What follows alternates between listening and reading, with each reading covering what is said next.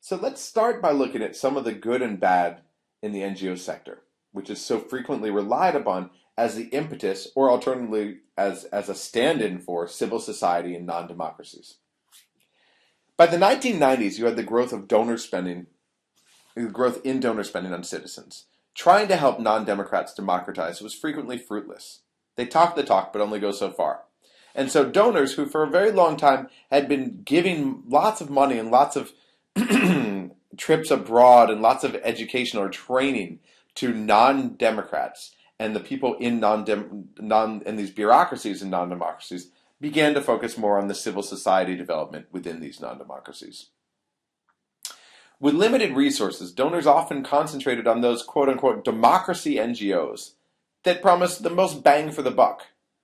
These included organizations that promoted human rights, women's rights, democracy.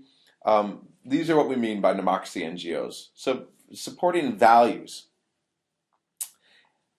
The great advantage of supporting these organizations is that they give voice to people within society, demonstrating an organic and often true desire for more say in governance, aka democracy. They're frequently run by activists who have a real desire to see democratic breakthrough. They can sometimes have the on-the-ground knowledge to get pro-democracy projects up and running when foreigners don't have them. For example, they represent those who are repressed in local courts in order to lessen the cost of standing up to the regime, right? Lower people's thresholds by showing them that if they do get in trouble with the regime, you'll go off and you'll help them. Draft alternate legislation that represents democratic norms that are otherwise ignored by the regime. Right? Provide alternatives. And these groups are a step closer to the people and the problems of a given country. Now, before we get into the negatives, let's look at what Western-backed NGOs are capable of. And this became especially evident in the various color revolutions of the 1990s and 2000s. Many of the cases of color revolution were post-communist states. Serbia in 2000, Georgia 2003, Ukraine 2004, Kyrgyzstan 2005. Moreover, there were lots of similarities to what we saw in these states as in others from the 1980s, the Philippines and Chilean cases. In the 2000s, in Lebanon, the Cedar Revolution, in Egypt, the most recent run. They had false parliamentary elections in early December, and then the revolution happened in January. The broad pattern, with some country-specific differences, looked like this. All of them were precipitated by electoral fraud in the national election.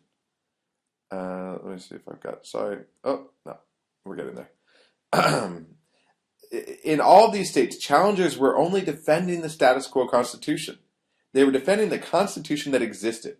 It was usually good, it just wasn't followed. They weren't calling for a substantially new regime, for a new system. They were demanding that the Constitution be respected. Each side, the opposition and the incumbents, for a while claimed that they were the legitimate victors in these elections. There was no mass violence in any of these, but there were large numbers of people who came into the streets, and the incumbents eventually gave in.